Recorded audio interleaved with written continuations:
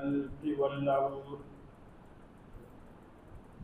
ونشهد أن سيدنا وسندنا محمدا عبده ورسوله المبعوث إلى الأسود والأحمر لتتميم مكارم الأخلاق لا يخلق نبي ولا رسول بعده ولا أمة بعد أمته ولا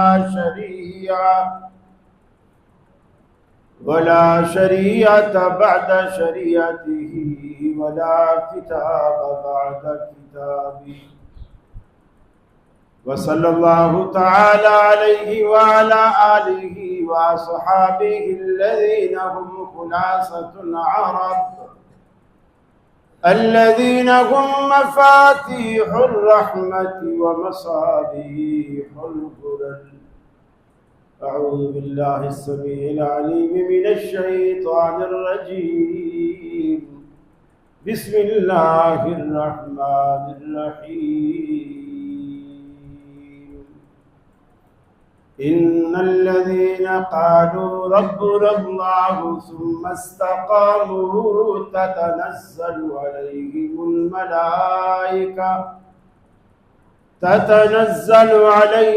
الملائكة ألا تخافوا ولا تحزنوا وأبشروا بالجنة التي كنتم توعدون.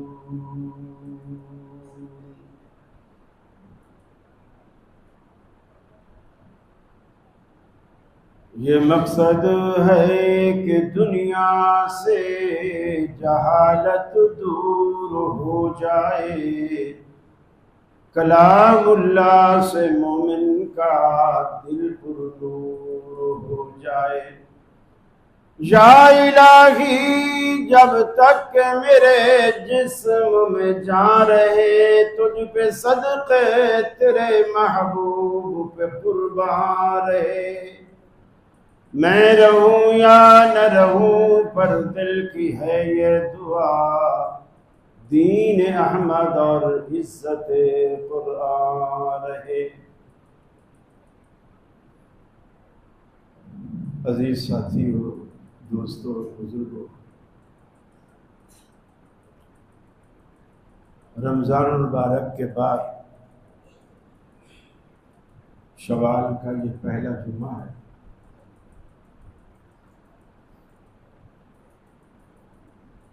لوگ اکثر رمضان کے آخری جمعے کو جمعۃ الوداع کہتے ہیں، اور پورے معاشرے میں یہی مشہور ہے کہ یہ جمعۃ الوداع ہے، اور شاید اس کا مطلب لوگوں نے یہ سمجھا ہوا ہے کہ جمعۃ الوداع کا مطلب یہ ہے کہ ہم نے جمعہ کو الوداع کہہ دیا، اب ہم جمعہ میں نہیں آئیں۔ لوگوں نے شاید اس کا مطلب یہ سمجھا۔ لوگ روتے ہیں آخری عشرے میں، بعض ٹی وی چینلوں پر لوگ منہ پھاڑ پھاڑ کے روتے ہیں، الوداع ماہ رمضان، الوداع، حالانکہ رمضان نہیں جا رہا ہوتا، لوگ جا رہے ہیں۔ یہ اصل سمجھنے کی بات۔ رمضان تو ہر سال آتا ہے، رمضان تو ابھی بھی ماشاءاللہ ہماری پہلی صف میں بیٹھے ہیں۔ رمضان نہیں جاتا ہے، لوگ جاتے ہیں۔ لوگ الوداع کہہ رہے ہوتے ہیں ایک دوسرے کو۔ رمضان تو ہر سال آتا ہے، آتا رہے گا، ہم ہوں یا نہ ہوں، ہم رہیں یا نہ رہیں، رمضان قیامت تک آتا رہے گا۔ ہم تو قیامت تک رہنے والے نہیں، یہ زمانے پھر بھی آئیں گے، خدا جانے ہم کہاں ہوں گے۔ فکر تو بندے کو اس بات کی کرنی چاہیے۔ اقبال بھی اسی طرح رمضان کے بعد شوال میں کسی مسجد میں گیا، وہاں جب نمازیوں کو دیکھا، ان کی تعداد دیکھی، مسجد کی حالت زار دیکھی، تو اس نے برجستہ ایک جملہ کہا تھا کہ اب تو نمازی میرے باقی یہی دو تین، یعنی مسجد کی طرف سے یہ شعر کا، مسجد کی طرف سے کہ مسجد کہہ رہی ہے اب تو نمازی میرے باقی یہی دو تین، یا دھوپ ہے یا چاندنی یا سایہ ہے مسکین۔ دن کو دھوپ آ جاتی ہے، رات کو چاند کی روشنی آ جاتی ہے، دن میں کبھی بھولا بھٹکا کوئی مسافر کوئی مسکین آ کے ٹھہر جاتا ہے، اب تو میرے نمازی یہی المیہ ہے مسلمان۔ رمضان میں کوئی لاہور یا اسلام آباد سے لوگ نہیں آتے جمعہ پڑھنے، رمضان میں بھی یہی لوگ ہوتے ہیں۔ دیکھیے اصل ذمہ داری یہ ہے، رمضان میں ہم نے جس نیکی کی عادت ڈالی ہے اور جس گناہ کو رمضان میں چھوڑا، اب آدمی یہ تہیہ کر لے کہ یا اللہ اب میں اس نیکی کو جو رمضان میں شروع کی اسے ختم نہیں کروں گا، اور جو گناہ میں نے رمضان میں چھوڑے ہیں اب انہیں دوبارہ شروع نہیں کروں۔ یہ جب آدمی عہد کر لیتا ہے، اللہ پھر قرآن میں کہتا ہے یبدل اللہ سیئاتہم حسنات، پھر ہم ان لوگوں کے گناہوں کو بھی نیکیوں میں تبدیل کر دیتے ہیں۔ صرف یہ جذبہ چاہیے۔ یہ تو بالکل ایسی بات ہے، لوہا لاؤ، پیتل لاؤ، تانبا لاؤ، ہم ایک پھونک سے تمہیں سونا بنا کے دیں گے۔ اور کتنے فراڈی پیر لوگوں کو لوٹ لوٹ کے چلے گئے، لوگ بکسے کے بکسے زیورات کے بھر کے جاتے تھے کہ جی یہ پیر ایک پھونک سے ڈبل کر دیتا ہے۔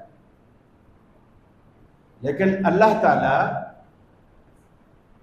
غلط بیانی نہیں کرتا، اللہ جیسا سچا کوئی نہیں، وہ جو کہتا ہے کر دکھاتا ہے۔ جب اللہ کہتا ہے کہ میں تمہارے گناہوں کو بھی نیکیوں میں بدل دوں گا تو وہ بدل دے گا، بس بندہ اس کے آگے تمہارے گناہوں کو نیکیوں میں بدلے گا تو وہ بدلے گا، بس بندہ اس کا ہو جائے، اس سے دوستی رکھ لے، اس کا تعلق بنا لے۔ فرمایا ان الذين قالوا ربنا الله ثم استقاموا،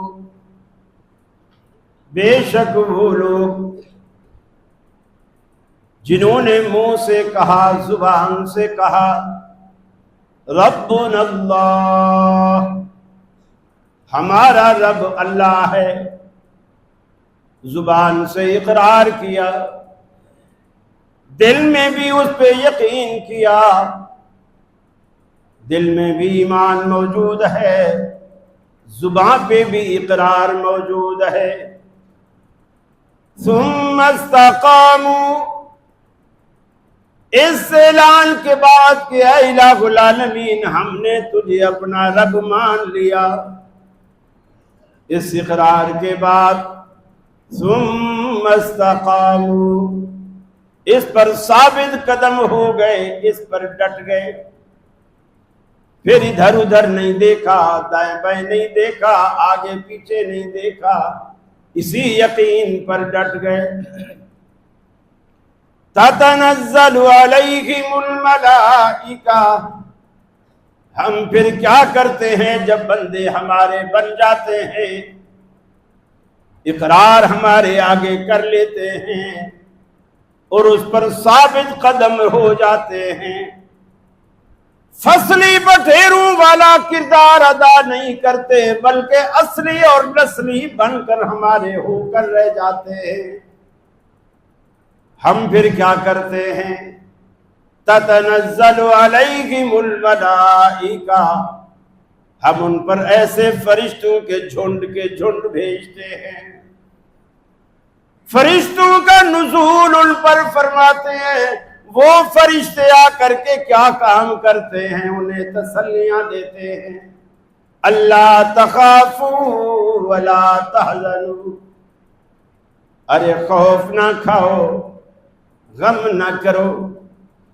خوف ہمیشہ آنے والی چیز کا، مستقبل کا، فیوچر کا ہوتا ہے، غم ہمیشہ گزشتہ چیز کا ہوتا ہے۔ جیسے کسی کا کوئی نقصان ہو گیا وہ غم کرتا ہے، اور اگر آگے کوئی حادثہ پیش آنے والا ہے اس کا غم نہیں ہوتا، اس کا خوف ہوتا ہے۔ اللہ کے فرشتے آ کر تسلیاں دیتے ہیں، اے بندے جب تو دنیا چھوڑ کر اللہ کے پاس جائے گا، دنیا تیری ماضی بن جائے گا، آخرت تیری فیوچر بن جائے گی۔ ایسی صورت میں نہ تجھے رب ماضی کا غم دے گا، نہ تمہیں رب فیوچر کا خوف دے گا۔ آگے کی زندگی بھی رب العالمین تیری ایسی بنا سنوار کے رکھ دے گا، تجھے مرنے میں کوئی خوف نہیں ہوگا، کوئی جھجک نہ ہوگی۔ جب موت کا فرشتہ تیری نظروں کے سامنے آئے گا تو کہے گا اللہم لبیک، اللہ میں حاضر ہوں، میرا تو جو کچھ دنیا میں سرمایہ تھا میں نے بیگ میں ڈال رکھا ہے، نمازیں بھی ہیں، روزہ بھی ہے، حج بھی ہے، زکاتیں بھی ہیں، اخلاقیات بھی ہیں، میں نے کسی کا حق بھی نہیں مارا، کسی کی غیبت بھی نہیں کی، کسی کو قتل بھی نہیں کیا، کسی کی جیب بھی نہیں کاٹی، کسی کو گالی نہیں دی، اللہ میں نے تیری نافرمانی بھی نہیں کی، اور اگر کبھی بشری تقاضے سے ہو بھی گئی تو میں نے ضد نہیں کی، فوراً تیرے دروازے پر آیا، رویا، گڑ گڑایا، سجدے کیے، تجھ سے معافیاں مانگی۔ مجھے جب تک یقین نہیں آیا کہ تو نے میرے گناہ کو بخش دیا، میں تیرے دروازے پر جبین نیاز رگڑتا رہا، اللہ میں تیار ہوں، لبیک، میں تیار ہوں، میں تیار ہوں۔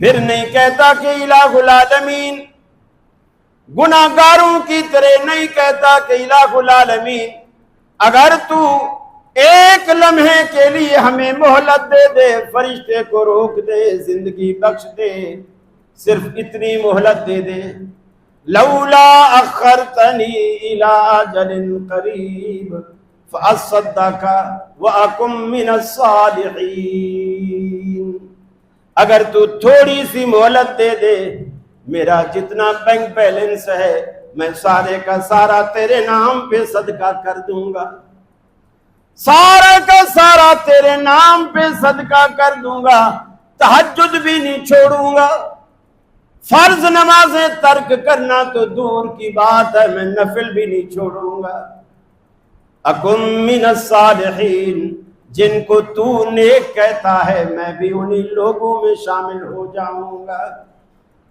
لیکن اللہ کہتا ہے وَلَن يُؤَخِّرَ اللَّهُ نَفْسًا إِذَا جَاءَ أَجَلُهَا، ارے بے وقوف، جب کسی کی موت کا وقت جب آ جاتا ہے، لا يستاخرون ساعة ولا يستقدمون، ایک لمحہ بھی آگے یا پیچھے جانے کی مہلت نہیں دیتے۔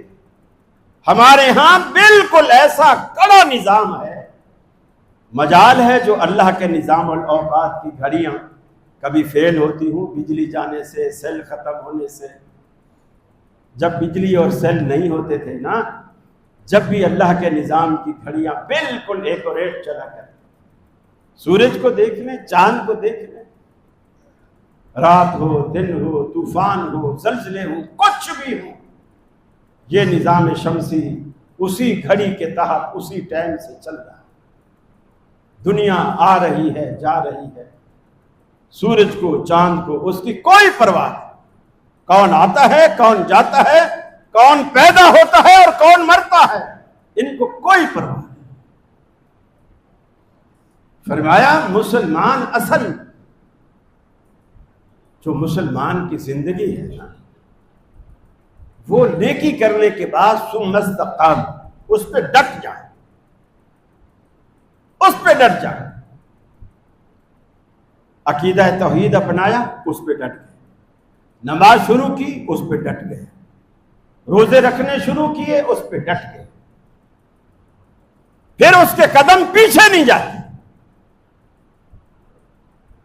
مجھے یقین مانیے، کئی لوگوں نے بتایا، میں اس مسجد کی بات نہیں کر رہا، ممکن ہے یہاں بھی ایسا ہو، وہ مسئلے کے طور پر اس نے پوچھا کہ ایک شخص ہے، اعتکاف بیٹھا ہے اور اس کو سگریٹ لا کر دینے والا کوئی نہیں، آیا افطار کے بعد وہ سگریٹ لینے کے لیے دکان تک جا سکتا ہے، کیونکہ وہ کسی بچے کو بھی نہیں بھیج سکتا، لوگوں کو پتہ چل جائے گا کہ سگریٹ پیتا ہے۔ میں نے کہا اللہ کے بندے، اسے اعتکاف بیٹھنے کی بنا ضرورت ہی کیا ہے؟ وہ کیوں بیٹھا ہے اعتکاف؟ یعنی جب گناہ نہیں چھوڑ سکتا، اعتکاف بیٹھ کر بھی نہیں چھوڑ سکتا، تو اسے کیا ضرورت ہے اعتکاف؟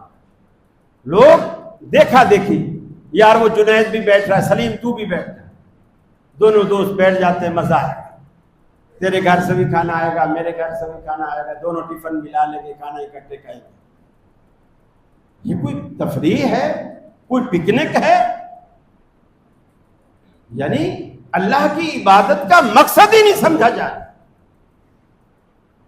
اعتکاف تو ایسا شخص بیٹھتا ہے جو سمجھتا ہے۔ ایک ہوتا ہے بیمار، چلتے پھرتے گئے، پان والی دکان سے کونسٹان کی گولی خرید لی، پیناڈول خرید لی، گھر میں گئے، چائے سے پی اور تھوڑی دیر، گھنٹہ ڈیڑھ گھنٹہ سو لیے، اٹھے تو جسم کا درد، سر کا درد سب ٹھیک ہو گیا۔ ایک اس طرح کا مریض ہوتا ہے، اور ایک مریض ایسا ہوتا ہے کہ جب آپ ڈاکٹر کو دکھاتے ہیں تو ڈاکٹر کہتا ہے آپ نے تو بہت دیر کر دی، آپ کو تو ایڈمٹ کرنا پڑے گا۔ پھر آپ ایڈمٹ ہوتے ہیں، پھر جب آپ ایڈمٹ ہوتے ہیں تو ڈاکٹر آپ کے گھر کا کھانا ایڈوائز نہیں کرتے، وہ پھر پرہیزی کھانا جو گھر میں روز پکتا ہے نا، نہاریاں، حلیمے، کوفتے، کباب، پھر ڈاکٹر وہ نہیں کھانے دیتے۔ بڑی ہسپتالوں میں تو وہیں مریضوں کے لیے الگ ہی کھانے بنتے، ابلے ہوئے کدو، نہ مرچ نہ نمک، کچھ بھی نہیں، ساری زندگی کا سواد ختم۔ سواد اور ذائقہ تو زبان لیتی ہے نا۔ یقین مانیے، کبھی کبھی آپ ہسپتالوں کے چکر لگایا دیکھا کہ جہاں مریض داخل ہے، وہ ناک میں نلکیاں لگی ہوتی ہیں، خوراک منہ سے نہیں کھا سکتے۔ اب جب منہ سے نہیں کھایا تو ذائقے کا بھی پتہ نہیں، ذائقہ تو زبان بتاتی ہے نا، ذائقے کا بھی پتہ نہیں، یہ میٹھا ہے، پھیکا ہے، کسیلا ہے، کھٹا ہے، ترش ہے، کیا ہے، کچھ پتہ نہیں چلتا۔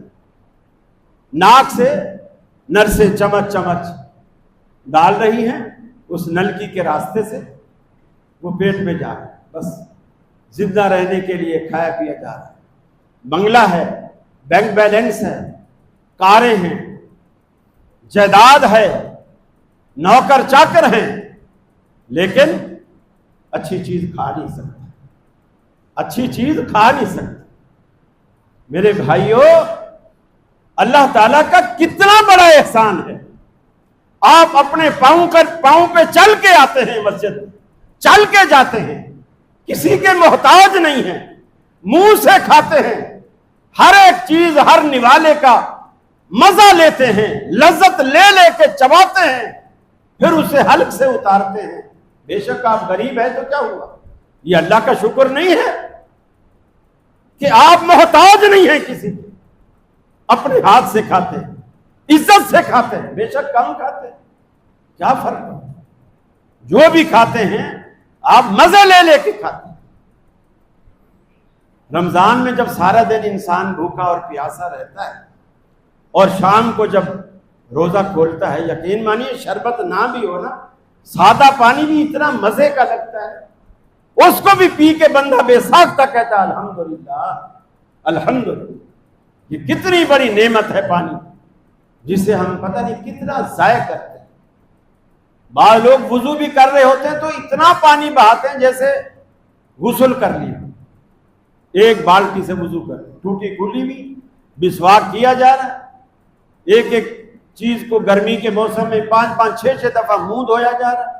پانی تھوڑا ٹھنڈا ہے، مزہ آ رہا ہے چھپکے مارنے میں۔ اللہ تعالیٰ نے پوچھنا ہے۔ صحابی نے کہا یا رسول اللہ اگر ہم ندی کے کنارے بیٹھے ہوئے ہوں، ندی کے کنارے بیٹھ کے وضو کر رہے ہوں اور پھر ہم 3 سے اوپر دھو لیں، آپ نے فرمایا اسراف ہے۔ اس نے کہا یا رسول اللہ بہتی ندی پر بیٹھے پھر بھی اسراف ہے، آپ نے پھر بھی اسراف ہے۔ ہر ایک چیز کی قدر کیجیے۔ اللہ نے آپ کو یقین مانیے وہ نعمتیں دی ہیں، آپ کو وہ نعمتیں دی ہیں، اللہ آپ ساری زندگی بھی اللہ کا شکر ادا کریں ایک ایک نعمت۔ اب آنکھ کتنا زبردست کیمرہ ہے جو اللہ نے آپ کو 2 دے رکھی، یقین مانیے اتنی زبردست پکسل والا یہ کیمرہ اندھیرے میں بھی دیکھتا ہے، ہلکی بھینی سی روشنی اس میں بھی دیکھتا ہے۔ پھر اللہ تعالیٰ نے یہ اتنی بڑی نعمت دی ہے آپ کو، اتنی بڑی نعمت دی ہے کہ دنیا میں اگر آپ یہ آنکھ خریدنا چاہے تو کروڑوں میں بھی یہ کیمرہ نہیں ملتا، اور اللہ نے آپ کو مفت دے رکھا ہے، مفت دے رکھا ہے۔ آپ زندگی میں کتنے سانس لیتے ہیں، کتنے سانس لیتے ہیں، اس کی آکسیجن آپ استعمال کرتے ہیں۔ آپ ہاسپٹل سے پوچھیں تو صحیح ایک سلنڈر آکسیجن کا کتنے کا آتا ہے اور وہ کتنے گھنٹے چلتا ہے؟ آپ کو 24 گھنٹے اللہ آکسیجن دے رہا ہے، کوئی فیس نہیں، کوئی پیسہ نہیں، کوئی گھنٹے کا حساب نہیں۔ ماں کے پیٹ میں تھے تب بھی، باہر آئے تب بھی، قبر تک اللہ تعالیٰ یہ آپ کو آکسیجن فری دے رہا ہے۔ ایک سعودی عرب کا کوئی شیخ تھا، بیمار ہوا، اس کو پھیپھڑوں کا مسئلہ تھا، ڈاکٹروں نے اس کو آکسیجن لگا دیا۔ وہ دن میں اس کے 2 سلنڈر خالی ہو جائے۔ وہاں تو پیسہ بھی ریالوں میں لگتا تھا، وہ پیسے والا تھا، غریب نہیں تھا، اس کو اس کی کوئی فکر نہیں تھی۔ جب ہسپتال سے فارغ ہوا، یعنی اسے آرام آ گیا، بیماری سے فارغ ہوا، ڈاکٹروں نے بل بنا کے دیا تو لاکھوں ریال اس کے آکسیجن کے بنے، لاکھوں ریال۔ وہ شخص پھوٹ پھوٹ کر رونے لگا۔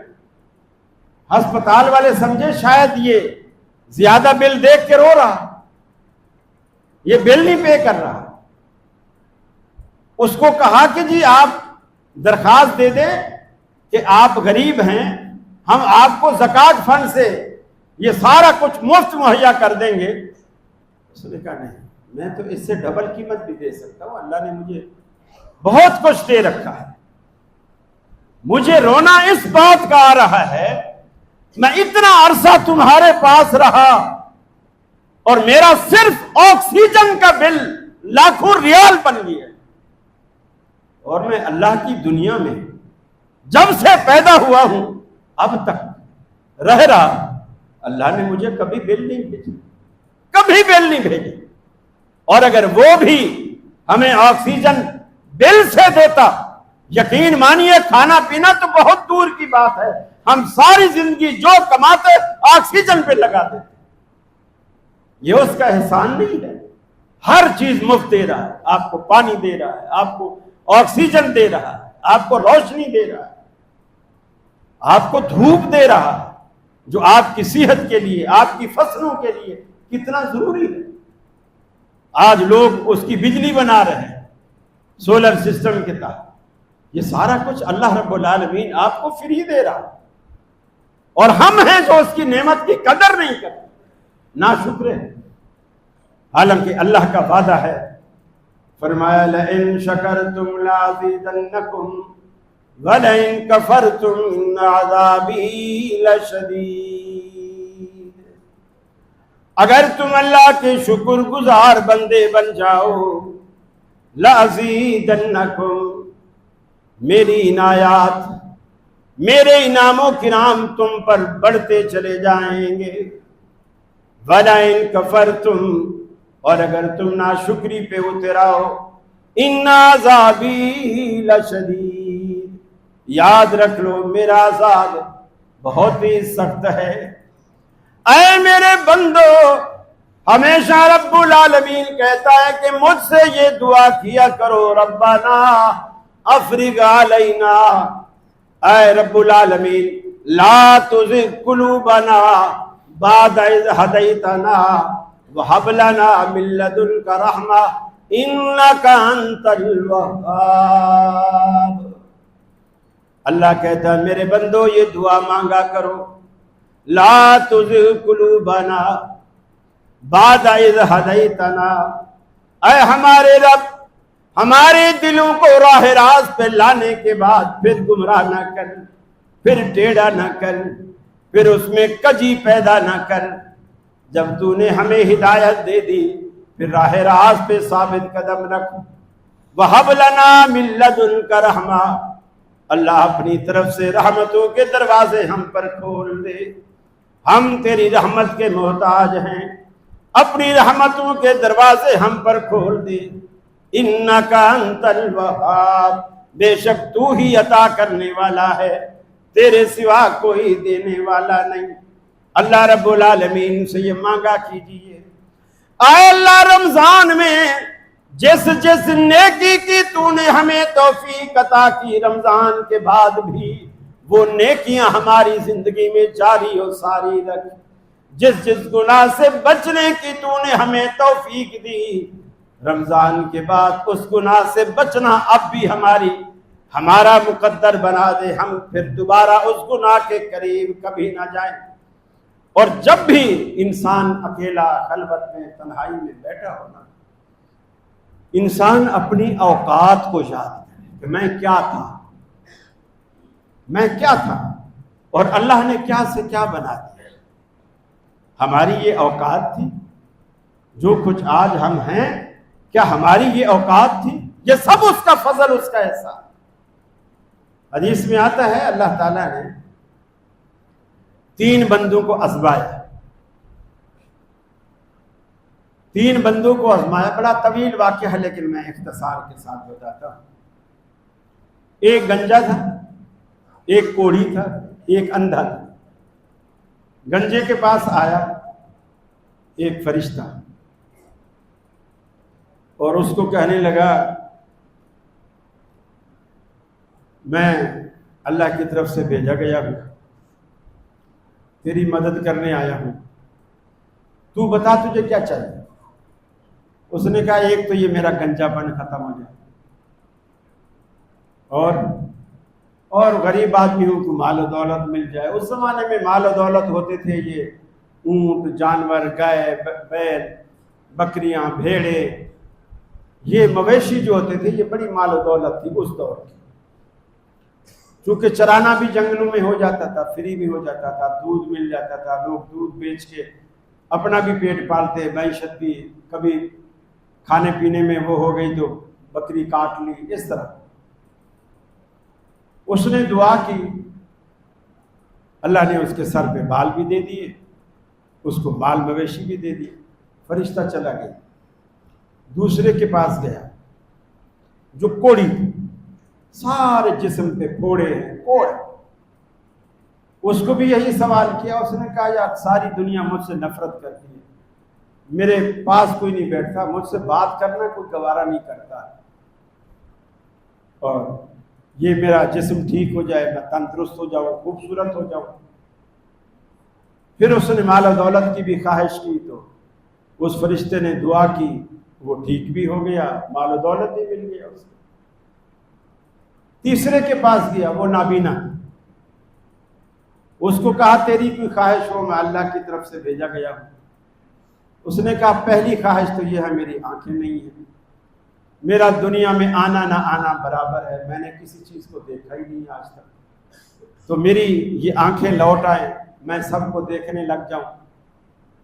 اور پھر اس نے بھی مال مویشی مانگے، فرشتے نے اس کے لیے دعا کی، اس کی آنکھیں بھی ٹھیک ہو گئی اور مال مویشی بھی اس کے ہو گئے۔